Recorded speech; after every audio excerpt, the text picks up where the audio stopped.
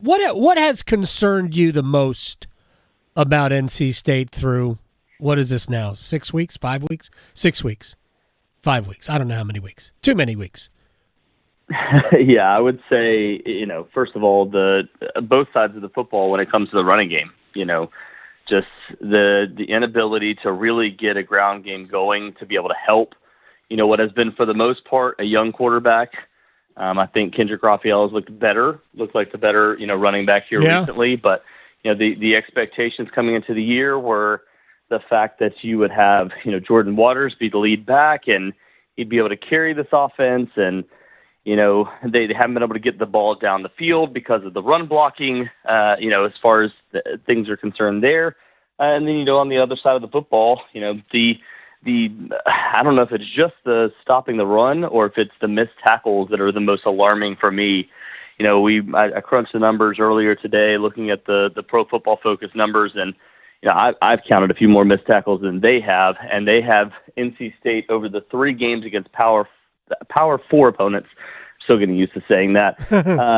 28 missed tackles in those 3 games combined, 10 against Tennessee, 10 against Clemson, and then 8 in the most recent game against Wake Forest. And a lot of those, obviously, Damon Claiborne, shout out to him. Great game for him. But, man, for NC State, that's what they prided themselves on, is being able to stop the run. And whether it's just schematically something going different right now with the linebacker play in this 3-3-5 system, or just not being able to get stops at the point of attack, at the line of scrimmage, it's just, it's not there for NC State right now on either side of the football when it comes to running the football or stopping the run as well.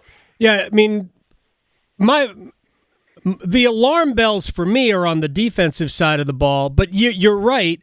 They have not been able to consistently run the ball well, and it is unclear to me whether that's the running backs are not good enough.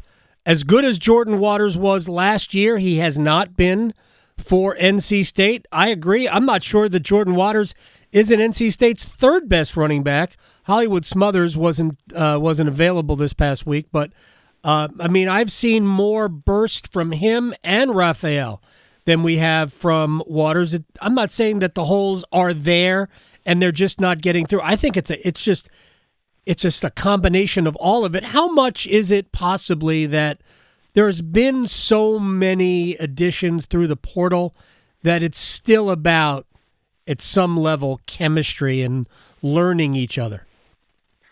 Yeah, I think there is some of that, and you're seeing a little bit of chemistry and a little bit of, I don't want to go this far necessarily, but, you saw it a little bit last year, the guys wanting to play for each other down the stretch and having that, that defined leader, that voice for both sides of the football, and Peyton Wilson. And as much as Davin Vann has been a leader, and kind of gotten to that point, I don't know that that's necessarily helping the offensive side of the football. And, right. Having a guy like Grayson McCall be your captain before the season, Zeke Correll being a captain before the season, those were, the guys that you were expecting to kind of, be those leaders for NC State. And for, unfortunately for Grayson McCall, he's, been injured twice now at this point, and obviously, extremely scary injury on Saturday, but you just haven't had those guys that you're like, all right, those are the leaders. Those are the guys that are going to turn things around. And, but you can't really say that about the linebacker position for NC State, because all of those guys have been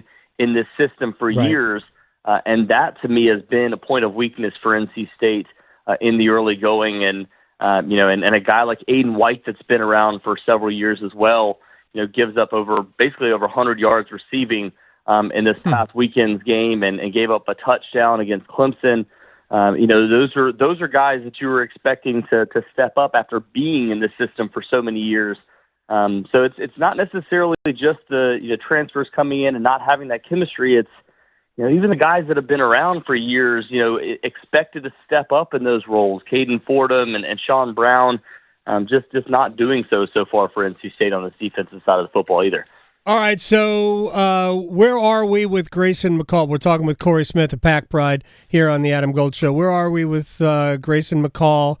I know Dave Doran on Saturday said all the reports that they had gotten from the doctors was positive, but what are we looking at here?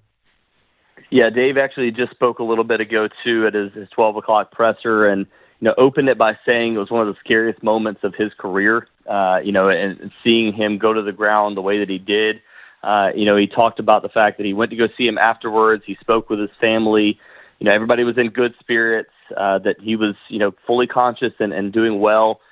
He is going through the concussion protocol. Obviously, as we found out on Saturday night, he was released from Wake Med, and he's going through the concussion protocol at this point. One of the more surprising things, if you're looking for an update on where his condition is, he didn't necessarily have that, but he did mention the fact that he's not necessarily ruled out for the remainder of the season. And I think a lot of people, if you saw that take place, with only 6 games remaining and 8 weeks total remaining, you probably thought to yourself, like, there's no way that guy's coming back and going to play another snap of football, especially given the history that he's gone through. Had a scary injury last year against Coastal as well, playing for Coastal as well. But it sounds like he's healthy enough and doing well enough that he's even considering the thought of coming back. Whether or not he will or not, given his injury history and given where NC State is, at that point when he's ready to come back, remains to be seen. But that is at least a positive update on where things stand for him now at this point. Well, from my own personal standpoint, the fact that it would even be a consideration for him to come back is a positive in just a long-term health view of it, right? Exactly. If it were me, I would say get yourself a headset and be an assistant coach, because I'm terrified of that. I would say the same thing to Tua Tagovailoa, and I'm not saying these two situations are identical, but they're we have to think long term with these types of things. I hope that everything is okay with Grayson. Let me ask you about CJ, because I think there have been times where CJ has looked really good. Ultimately the interception that he threw that ended the game looked to me like he picked out the right receiver, just made a bad throw. Is that fair?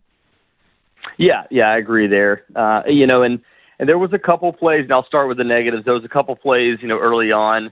Particularly in the first half. I remember there was a play that he probably could have made to KC. He had basically him and Kendrick Raphael also streaking towards the end zone, and then could have hit Justin Jolie through zone coverage, and probably should have had a touchdown. They ended up getting a field goal out of it.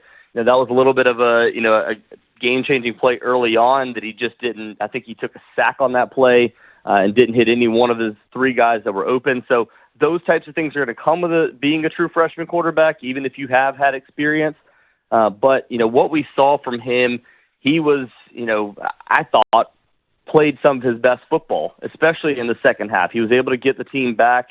It was 17-16 at the half. You could debate whether or not they should have tried to go for, a little bit more there at the end as opposed to trying to play for a field goal there. But I thought that he played extremely well in this last game, and it showed glimpses of what you could see for him in the future. I think the biggest thing for CJ that I'd love to see, and I just actually put this in an article that we just released, is, NC State allowing him to open it up a little bit more, allowing him to throw the ball down the field a little bit more, because, as much as he's, been able to get this offense moving down the field, there's just no real dynamic play to this offense right now. There's a lot of, all right, trying to throw a screen to KC. I mean, the last 2 games, Kevin Concepcion in the last 2 games has had negative receiving yards in the first half of each of the last 2 games because they're trying to throw the ball behind, pop passes or trying to throw it behind the line of scrimmage. And that's been a big reason why NC State has had slow starts each and every single week, is they're just trying to be, very, very generic on offense and just move the ball down the field and keep possession. But you've got a quarterback that can make these big time throws. He's able to get the ball down the field. We've seen it, the last 2 weeks. Kevin Concepcion dropped one this past week. CJ Bailey missed him the previous week on a ball that was probably, 20 yards downfield. So there's glimpses of what this offense can do throwing the ball deep down the field. And you get the feeling that in order for this offense to really get to that next level, you're not unlocking level 1 because your running backs aren't really getting the ball moving a ton outside of a 20-yard run for Kendrick Raphael this past week. Clearly, number 2 is working. You're getting those short to intermediate routes, and you're able to move the ball that way. But if they're able to get the ball deep down the field and hit some of these plays, that could kind of open up the eyes of some defensive coordinators that are going, all right, that's all we need to do is just stop KC behind the line of scrimmage, and we're good to go.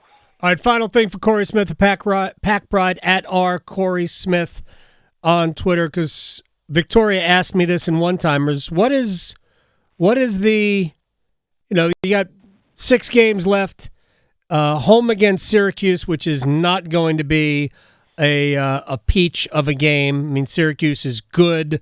At Cal isn't going to be easy either. I mean, all 6 of the remaining games are losable, and all 6 of the remaining games are winnable. I think they are, literally that much of a toss-up. So what is the motivation? What is there to play for the Wolfpack over the last half dozen games? Yeah, at this point it's pride. That's what you're playing for. You're just playing to not finish, 6-6 or finish even below 500, which, when we talked about it before the season, the thought process was, 9-3 was going to be a disappointment. 8-4 would be just a massive, disappointment for this team. Right. Obviously, things have changed a little bit. Grayson McCall didn't look like the Grayson McCall you expected him to be, and obviously with him being injured and having to rely on a true freshman quarterback, that changes the dynamic. But, getting blown out 2 games and then, what you had this past weekend against Wake Forest, it kind of opens your eyes to maybe this team wasn't, nearly as good overall as we thought they were going to be this season. And like you said, every single one of the teams, well, just about every single one of the teams, UNC has been underwhelming. Right. But, every other one of the teams that they're playing down the stretch has won, an ACC game already, has, in the not North Carolina Cal, and not Cal. Yeah, in the case of Cal, they came really, really close. Twice. But yeah, exactly. But every single one of these teams has been a surprise team. At least 5 out of the last 6 has been somewhat of a surprise. Duke getting it together and looking like a solid team. And then obviously, the upcoming opponents, Syracuse, with what Kyle McCord's been able to do. And then next weekend against Cal, you have to travel, over 2,000 miles to get to Cal in general as well. So that throws another wrench in all this. So, yeah, I think the expectations are to still try to get to, 3-3 in a bowl game. But, man, we were talking about it on Saturday. Like, this team could very well be 0-6 right now if a few things didn't go right. Against NIU, where they get a defensive touchdown. Western Carolina and Louisiana Tech, they enter the second half trailing in both of those games. Yep. This team has just not been very good overall, and it's going to take some serious soul searching over the next 2 weeks to try to figure out where the team is before the bye. Cory Smith, Pack Pride, at Cory Smith on Twitter. Thank you very much, my man. I appreciate your time as always. I will talk to you soon, and good luck to the guys against Syracuse coming up on Saturday. Yes, sir. Appreciate you guys as always. Thank you. Cory Smith, Pack Pride.